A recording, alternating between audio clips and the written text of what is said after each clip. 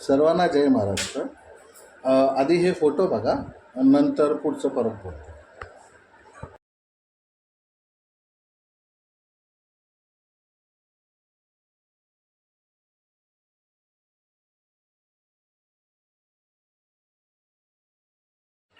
बघितले फोटो.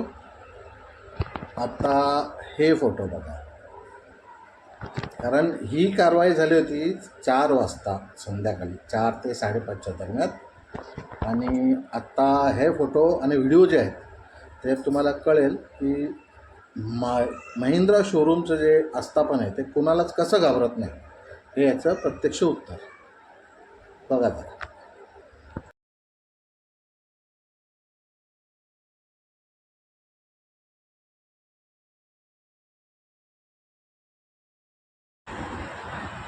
हे आहे महिंद्रा शोरूम नेरूळ. दुपारी 4-4:30च्या दरम्यान कारवाई झाली आणि लगेच त्यांनी परत फुटपाथवर कब्जा केला.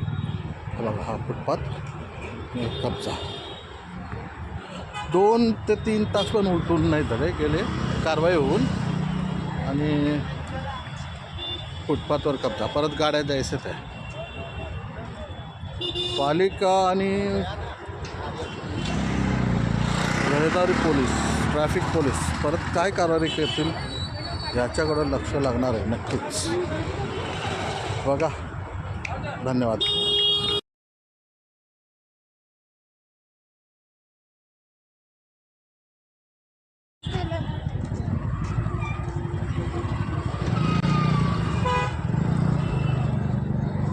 चार 4:30च्या दरम्यान वाजण्याच्या आधीच कारवाई झाली आणि परत जायचे ते.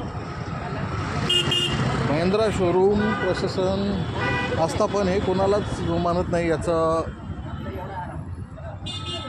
ज्वलंत उदाहरण.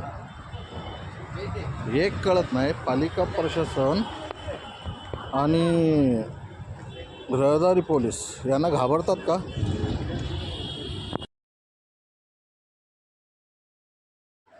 बघितलं मित्रांनो, हे महिंद्रा शोरूम असं का करते किंवा त्याला मुभा कोण देते, एवढी डेअरिंग कशी होते, ह्याच्या मागे नक्की कुणाचा हात आहे? का ते महिंद्रा शोरूम 2 आणि या धातूर मातूर कारवाया का होतात? कायमचा निकाल का नाही लागत? कायमचा जनतेस फुटपाथ का रिकामा करून भेटत नाही?